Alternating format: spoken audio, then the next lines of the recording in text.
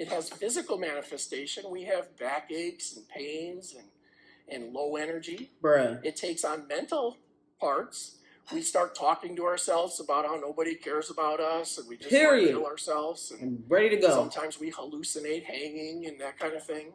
There's a spiritual side. Stop exposing me. Life doesn't have any meaning because we were overwhelmed by it. Beyond. Now, on the other end, the manic side, we're overwhelmed by those rapid thoughts and too much energy, and we can't sleep and we can't behave, and everybody wishes we were dead. Okay, this girl is draining me. Fill the room with the juice. That's a lot of loot. Woo. Welcome back. Welcome back to the channel. Hello. How are you guys doing? Look, so first of all, if you can't already tell by the title, Linda, listen. We're learning today, okay? I have not seen this. You know, YouTube just be popping things in my recommendations that I'd be like, ooh, I want to watch that. So we're going to watch that. I think Sundays, like, we should do, like, learning on Sunday, right? You know, just get our minds ready for the next week upcoming. You feel me? Also, I have my eggs and my hash brown here, and I do have 2 different syrups. So, girl, yes, I heard you. I have the Aunt Jemima, which I actually was surprised I still had this. And then I have the pure maple syrup. Okay, so I'm going to try it. We're going to see how it tastes. And I'm only going to try it a little bit. So that's going to be a reaction within itself because I don't really know if I'm going to like that. But, you know, it's good to try new things. It's good to try new things. You know what's crazy, you guys? I was listening to music. And y'all know I love music. And I'm coming across this song, and I'm like, what in the Justin Timberlake is coming on? What in the Justin Timberlake is going on? Like, I was so confused. And then I realized, I was like, oh, wait, I did put this song on my playlist like a long time ago. You guys, this song is so underrated. Lights Up by Harry Styles. Look, if you haven't heard that song, please go play it. Please go play it. Come back and tell me what you thought in the comment section because I really enjoy that song. It's just such a good song. And his voice and the feel, and it's just like...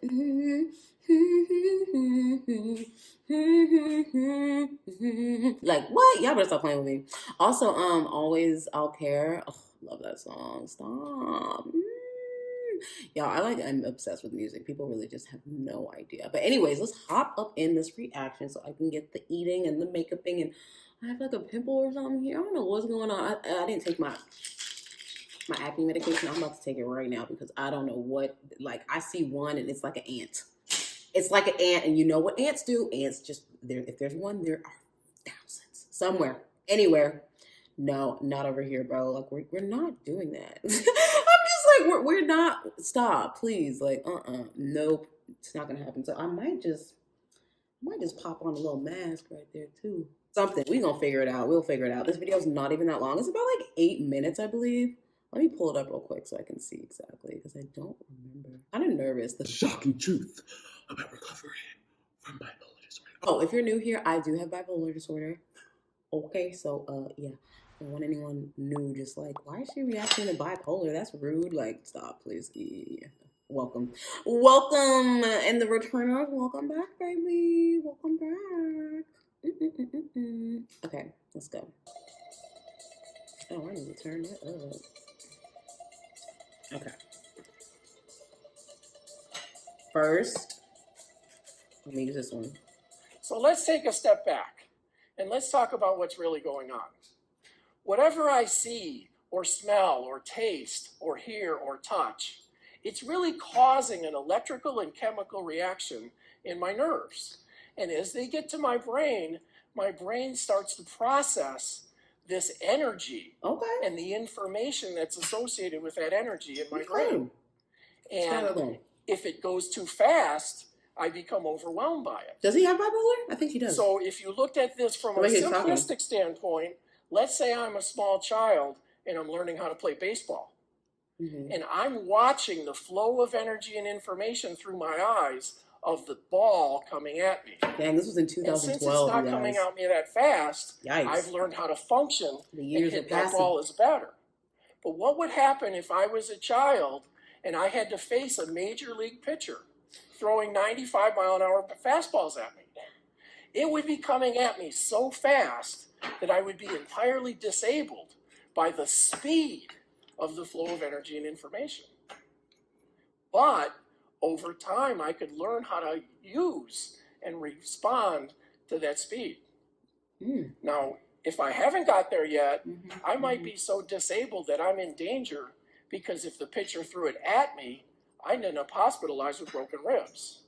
So this concept is, it's really about the flow of energy and information overwhelming us. That's the problem. And if you look at this from a bipolar standpoint, we go through various stages of this flow of energy and information causing problems for us. Period. So the first stage that some people, that's when they first find out, is what we call the crisis stage. And the crisis stage is when that flow of energy and information is so intense that it overwhelms us. So on this map, you can see on the depressed side, we're into the red zone, the danger zone. It's become so much of a flow of energy and information. And that energy and information takes on various forms.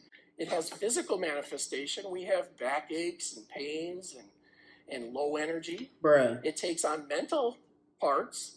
We start talking to ourselves about how nobody cares about us, and we just want to kill ourselves. And I'm ready to go. sometimes we hallucinate hanging and that kind of thing. There's a spiritual side. Stop exposing me. Life doesn't have any meaning, and what's the point? And there's an emotional side where we're just wrecked with overwhelming pain. Beyond. And that becomes so much for us, and we're so overwhelmed by that particular flow that we wish we were dead. Period. And people like myself have tried to kill ourselves because we were overwhelmed by it. Beyond. Now, on the other end, the manic side, we're overwhelmed by those rapid thoughts and too much energy, and we can't sleep and we can't behave, and everybody wishes we were dead. Bruh. Okay, this girl is draining me. So this is crisis. And when we're in such a crisis, boy, you funny. We need some kind of major intervention, or else we're at extreme risk of dying, literally. Crisis stage can't be played with. When we get into a crisis, we have to take care of it. Even if that means somebody has to force us to, because we won't admit it. Bruh, you better stop. But that's not where most of us live. Most of us live in a place called managed stage. We've learned how to recognize what's going on. And we've learned how to manage our condition through various means.